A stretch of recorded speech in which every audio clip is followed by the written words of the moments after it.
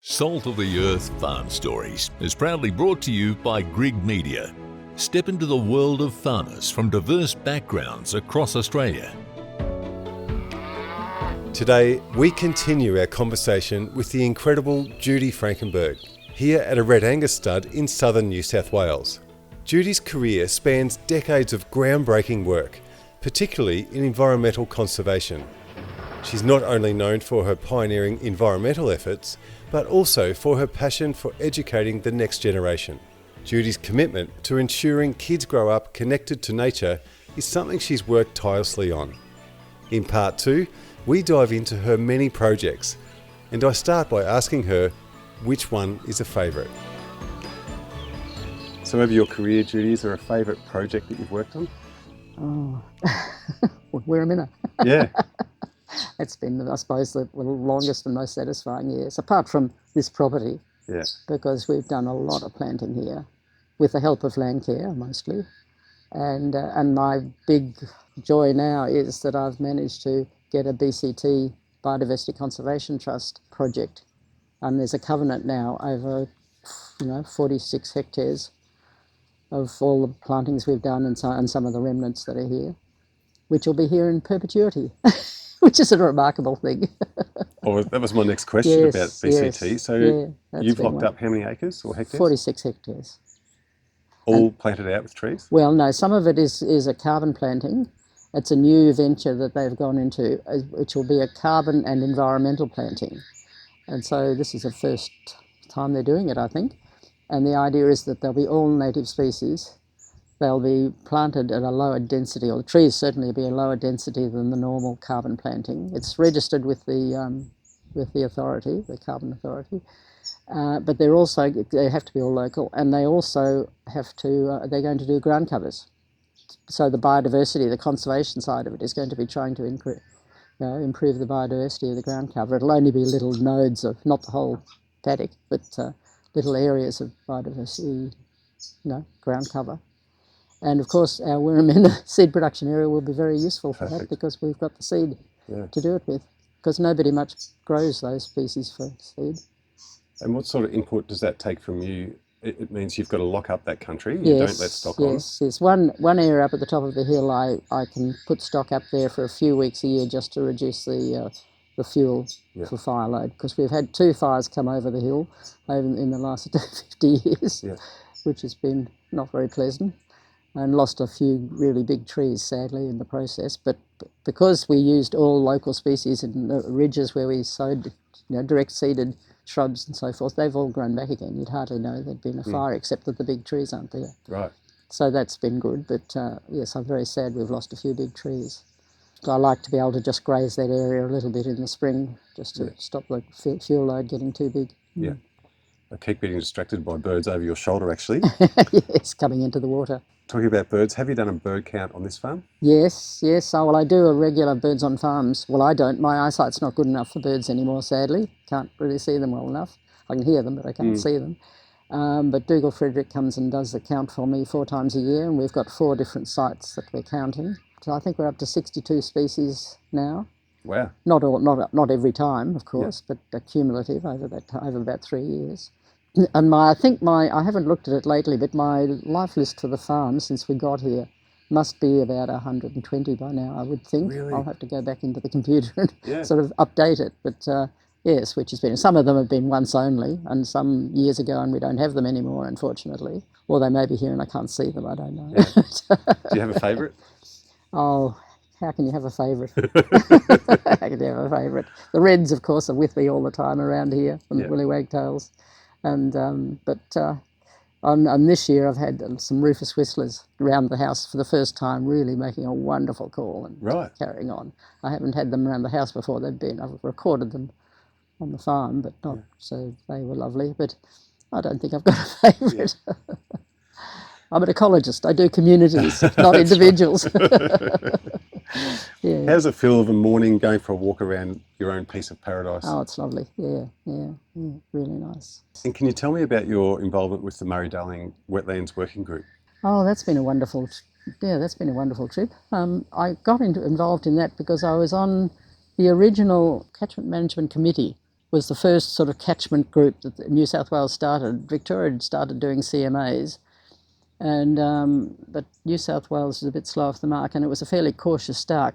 They started a catchment management committee, which for some reason I was invited to be on, and that covered from the Upper Murray right down to Mildura, the Lower Murray, and up into the Darling, the Lower Darling. So it was a big area, and we really just talked and did a bit of planning and prepared a few strategies and so forth. I mean, I was just on the board and said, yes, that's a good idea, mostly, or the committee. But it was a really good start at getting some biodiversity strategy and water management strategies and so forth. And as part of being on that, the Murray-Darling Basin Commission had commissioned a project to look at all the wetlands down the river and work out which ones were capable of being filled from the river easily to manage, give them environmental water, basically, though we weren't using those words particularly in those days. And so that report was prepared, and it was amazingly detailed, and it was terrific. But then, no next step, as often happens with government reports. Yeah.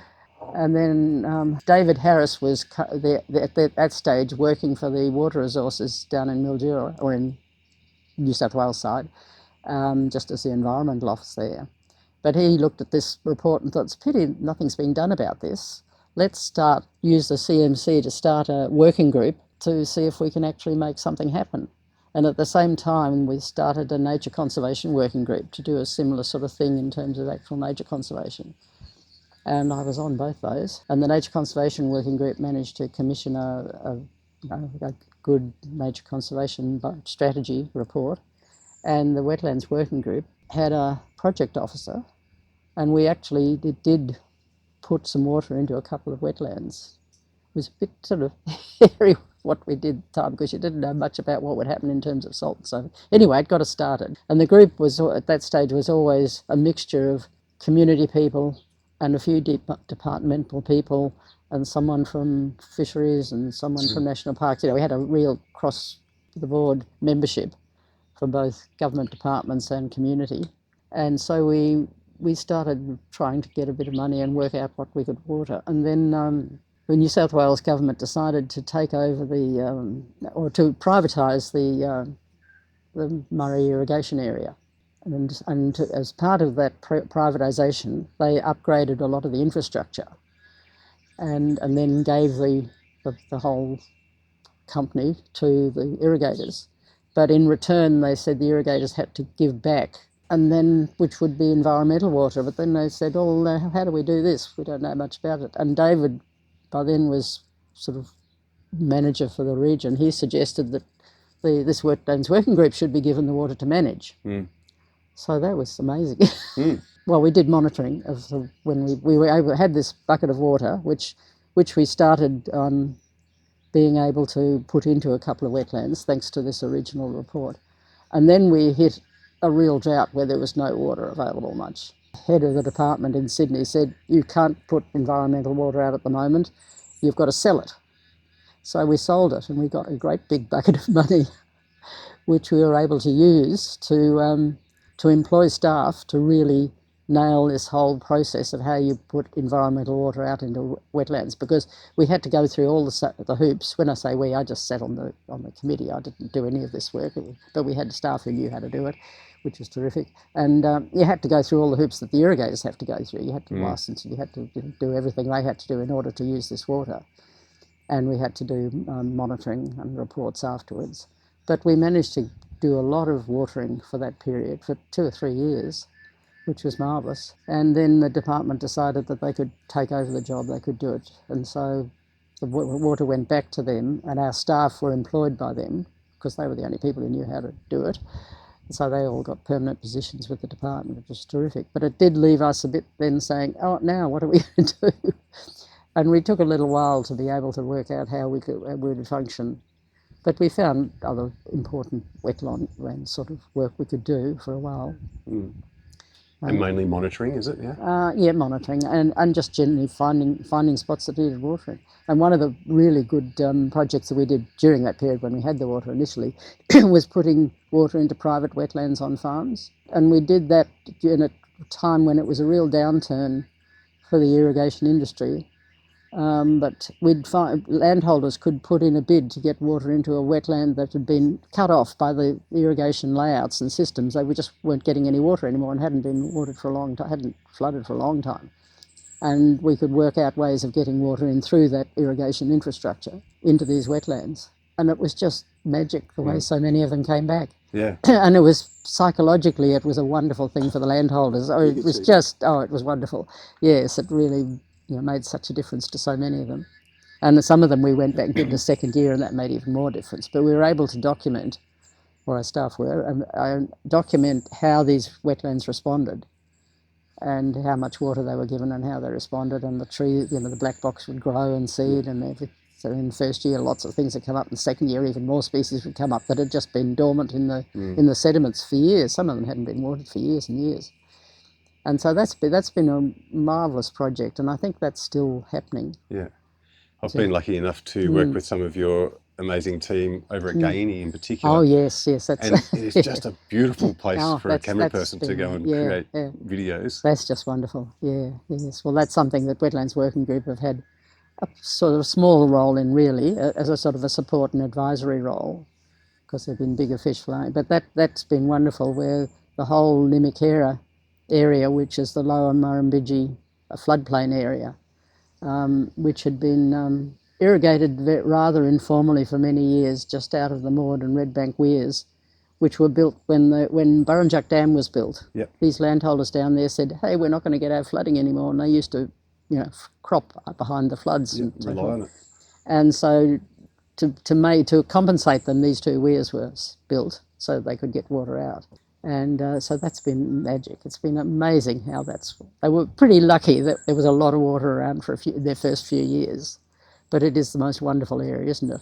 Oh, beautiful. To go somewhere and see Lignum to the horizon was just incredible. I have a special memory. I was over there with Ali Burrell one evening. Oh, yes. And I had 2 broken ribs. So I'm in the back of her canoe Oh, yes. with a big camera on my shoulder. And I didn't have to do any work. She was just paddling around of a night time, showing me all these beautiful places in the wetlands in this canoe, and it was just stunning. I'd love to do that. I haven't done that. Especially with Ali paddling for me yes. for an hour and a half. It was amazing. Yeah, it was wonderful. Yes. No, I've been out there 2 or 3 times, and I've seen the pelicans nesting on the old exposed roadways. They have an amazing number of pelicans there, and a lot of those areas. But yes, it's been so successful.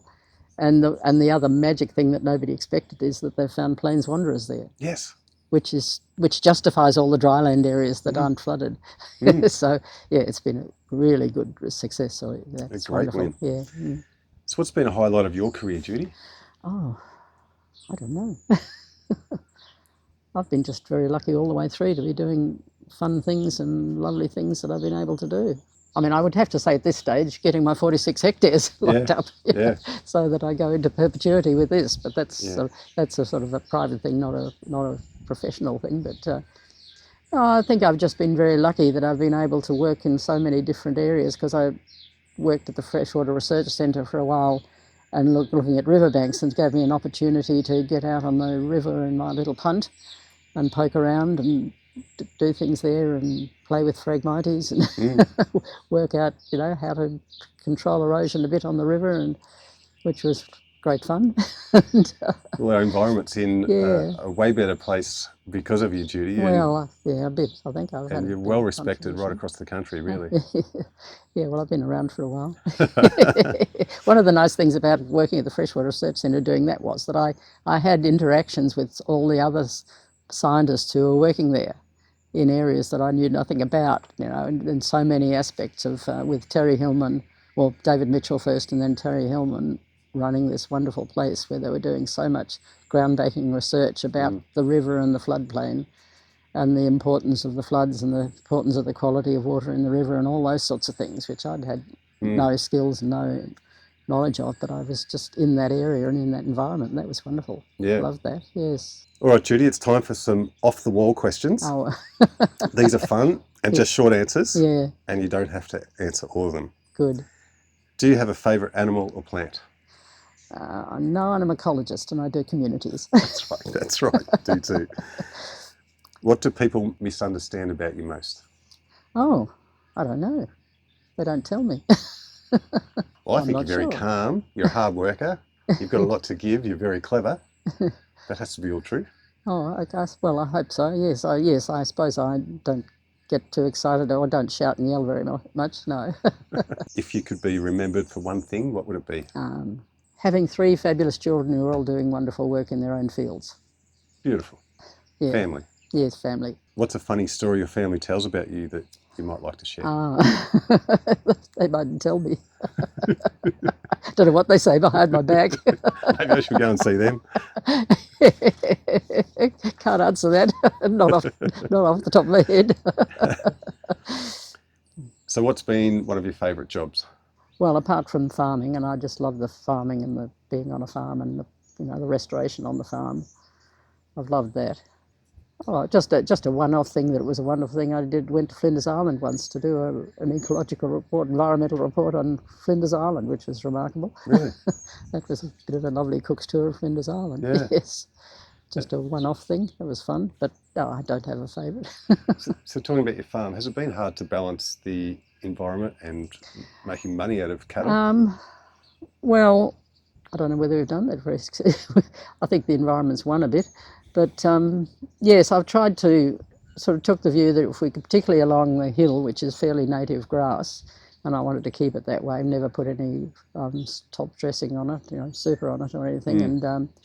And all the planting we've done made me feel that we had to make the flats work harder. So we went into a lot of perennial pasture and pasture improvement down on the flats. Yeah.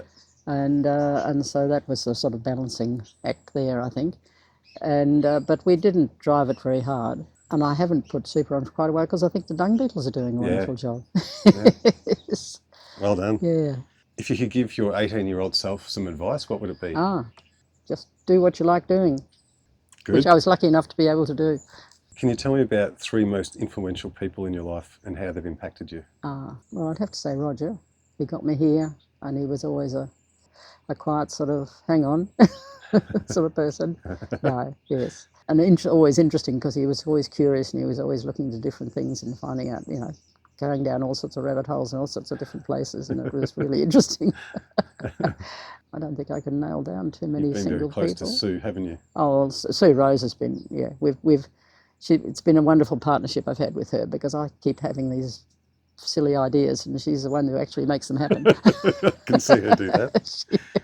She's very good at the detail and she dots the I's and crosses the T's and makes things happen. Nice. Whereas I think, oh, why won't we do this? And she gives me a paid look sometimes.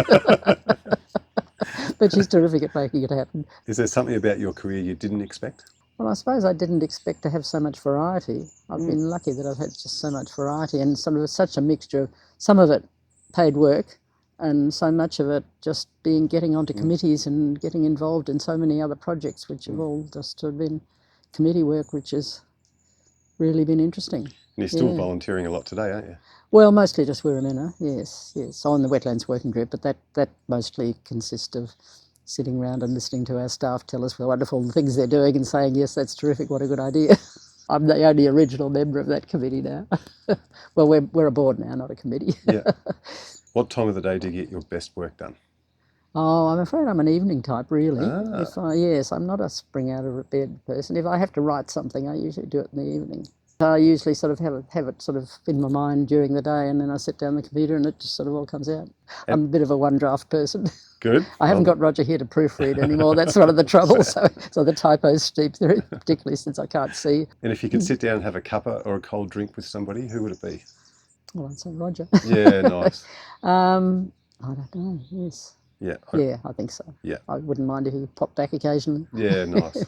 Absolutely. Yes. And if you could live anywhere in the world, where would it be? Here, yeah. My children are beginning to say, have you got a plan? And I haven't really, except stick it out here as long as I possibly can. They stress a bit about, but because they're all living near Melbourne, but they're very good. They come up and see me quite often. Well, Judy, this wraps up our podcast chat. It's been fascinating to actually sit down with you and throw lots of questions your way. You are passionate about keeping native flora and fauna in our local area. Yes. And you've made a massive contribution to our local environment. We are lucky and grateful for that. Thanks for your time, Judy. Thank you. Salt of the Earth Farm Stories is proudly brought to you by Grig Media.